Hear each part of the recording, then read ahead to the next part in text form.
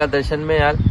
और जो लोग प्लीज़ मेरे वीडियोस देख रहे हैं, लाइक कर रहे हैं, मैं उनको बहुत बहुत शुक्रिया अदा करना चाहता हूँ। प्लस और ये आगे साथ में कहना चाहता हूँ कि जो लोग सब्सक्राइब नहीं किए हो फ्रेंड्स, सब्सक्राइब कर लो यार, उसमें कोई कुछ नहीं जाएगा। तो आपको टाइम टू टाइम ऐसी एक अच्छी इन्फॉर्मेशन मिलती रहेंगी।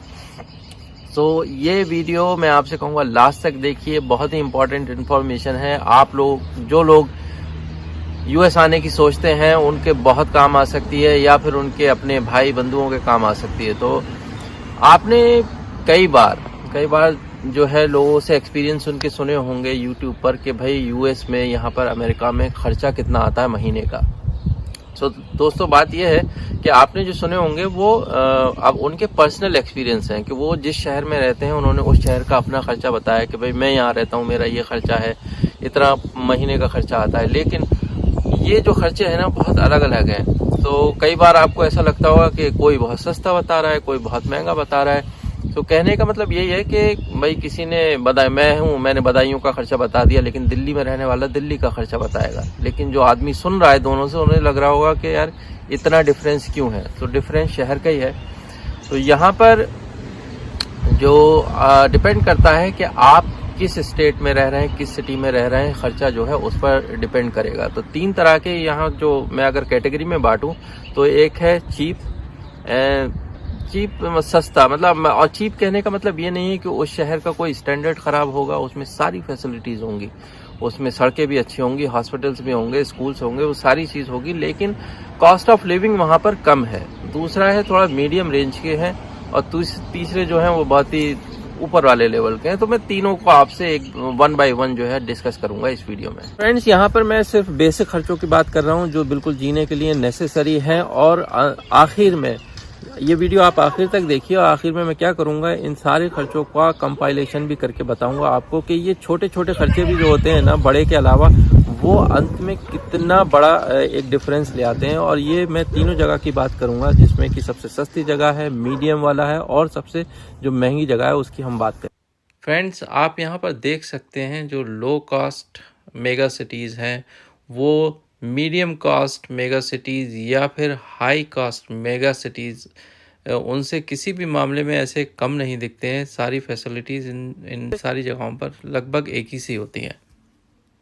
तो सबसे पहले मैं यहाँ शुरू करूँगा, जो सबसे बड़ा फैक्टर है ना, सबसे जो आपके खर्चे में सबसे ज़्यादा जो आपकी बैंक अकाउंट से सबसे ज़्यादा माल निकालता है ना, मैं उसकी बात कर रहा हूँ। वो होता है दोस्तों यहाँ पर अपार्टमेंट का रेंट।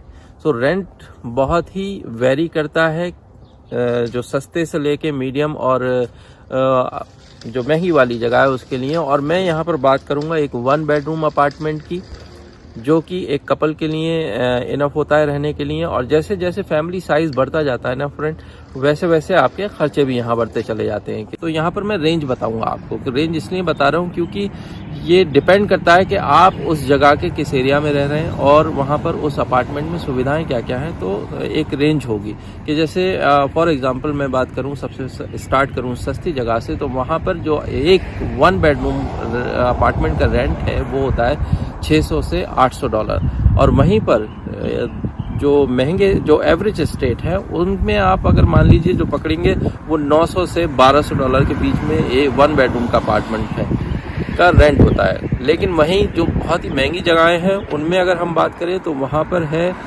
1700 से लेके 2500 तक। यही 1 बेडरूम अपार्टमेंट का जो आप देख रहे हैं कितना वेरिएशन है यहाँ।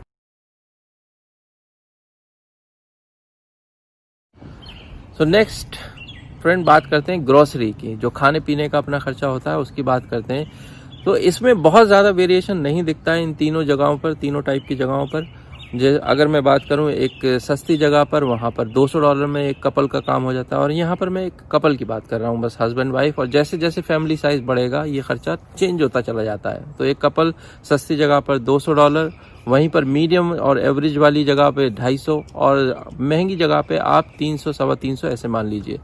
तो यहाँ पर बहुत बड़ा डिफरेंस नहीं है। तो फ्रेंड्स अगर हम गैस की यहाँ पर बात करें, गैस जिसे हम पेट्रोल बोलते हैं, क्योंकि यहाँ पर ज़्यादातर लोग कार पे ही डिपेंडेंट हैं, तो पेट्रोल सभी को लेना पड़ता है। तो कार जैसे एक सस्ती जगह पर बात करें तो $80 आपका पर मंथ का खर्चा आता है, और वहीं पर मीडियम एवरेज वाले में 110 और महंगे वालों में लगभग $140-150 के आसपास का खर्चा आता होगा। तो बहुत ज़्यादा वेरिएशन यहाँ पर भी नहीं है।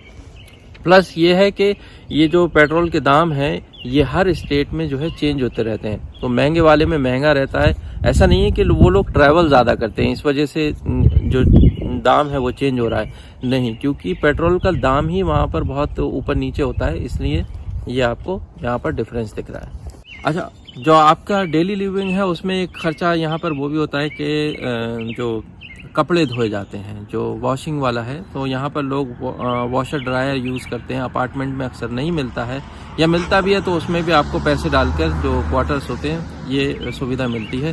तो वो लगभग खर्चा इन तीनों जगहों पे आप मान सकते हो 20 से लेके और $30 के बीच में होता है। तो सपोज मान लो आप 20, 25, 30 ऐसे। अब फ्रेंड्स, हमारी आज की जो ज़िंदगी है उसका बहुत ही अहम हिस्सा है फ़ोन और इंटरनेट। तो मैं इनकी बात करता हूँ। जो फ़ोन है उसमें आपको बहुत ज़्यादा डिफरेंस नहीं मिलेगा, जो इन तीनों कैटेगरी में, सस्ता, मीडियम एंड महंगे वाले में, क्योंकि ये डिपेंड करेगा कि आप कौन सा कैरियर यूज़ कर रहे हो। कि सपोज़ अपने यहाँ Reliance and Jio, whatever, Airtel, idea, ये जो होते हैं, तो यहाँ पर यहाँ के डिफरेंट हैं।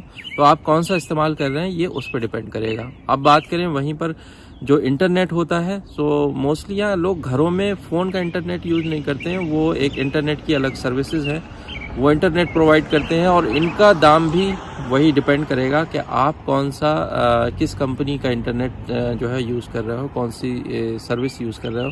तो स्टेट टू स्टेट वेरी नहीं करता है। सो यहाँ पर आप देखेंगे कि जो सबसे बड़ा किलर है आपकी जो सैलरी का अमाउंट निकाल लेता है बैंक से, वो है रेंट। तो फ्रेंड्स, अगर मैं इन सारे खर्चों को जो मैंने आपको बताया, सारी कैटेगरी, इनको कंपाइल करूं तो वहीं पर एक कपल जो है सस्ती जगह में लगभग $1000 में रह लेता है। दूसरा जो कि एवरेज उसमें रह रहा है वो 1500, और जो महंगे वाले हैं वो 2500। और ये कंपाइलेशन देखो, ये सिर्फ बेसिक नेसेसिटीज़ का है। इसमें मैंने कोई ब्यूटी पार्लर, महंगे जूते, इस तरह की कोई भी चीज़ें इंक्लूड नहीं की हैं। तो खाना पीना, ट्रैवल करना, थोड़ा जो ऑफिस वगैरह जाते हैं, ये सारी उन चीज़ों की। तो दोस्तों, जब हम यहाँ आते हैं, या आपका कोई दोस्त आए या आप खुद भी आए या कोई भी आए, तो ये जानना बहुत ज़रूरी है कि आप जिस एरिया में जा रहे हैं वहाँ की जो कॉस्ट ऑफ लिविंग है ना, वो क्या है ना। कि आप खाली सैलरी देख के खुश मत होइए, क्योंकि उसमें से बहुत सारे टैक्सेस कट जाते हैं। तो आप ये सारी चीज़ जान करके वहाँ की कॉस्ट ऑफ लिविंग क्या है, एक बंदा जो आ रहा है वो सैलरी पे निगोशिएशन कर सकता है कि भाई ये जगह बहुत महंगी है, इतनी सैलरी मेरे लिए इनफ नहीं होगी।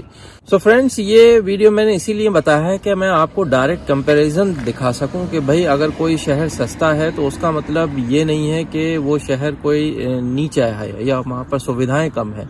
फ़र्क सिर्फ इतना ही है कि वहाँ पर जो कॉस्ट ऑफ लिविंग जो है वो कम है। जैसे कि फॉर एग्जांपल मैं आपको बताता हूँ, जो टेक्सास है उसमें ह्यूस्टन शहर है, वो अमेरिका के टॉप मोस्ट शहर में से एक गिना जाता है, लेकिन वहाँ पर कॉस्ट ऑफ लिविंग जो है सस्ती है, सारी सुविधाएं होने के बावजूद। लेकिन वहीं पर जो सैन फ्रांसिस्को है वो भी बहुत बड़ा शहर है, लेकिन कॉस्ट ऑफ लिविंग बहुत ज़्यादा हाई है।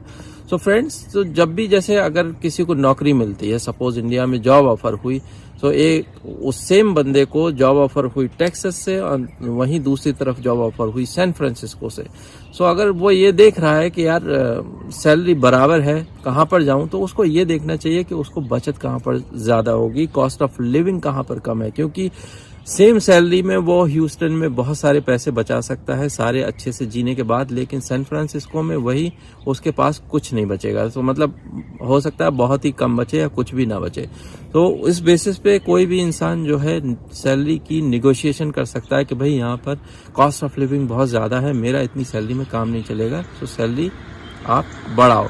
तो मैं आगे का मैंने ये सोचा है कि मैं अगला वीडियो जो है कभी ये बनाऊंगा कि यहाँ पर जो डिफरेंट सिटीज़ हैं या स्टेट हैं, ऐसे ही मैं उनको कैटेगराइज करूंगा, सस्ता, एवरेज एंड महंगा, कि उनमें सैलरी स्ट्रक्चर क्या क्या है।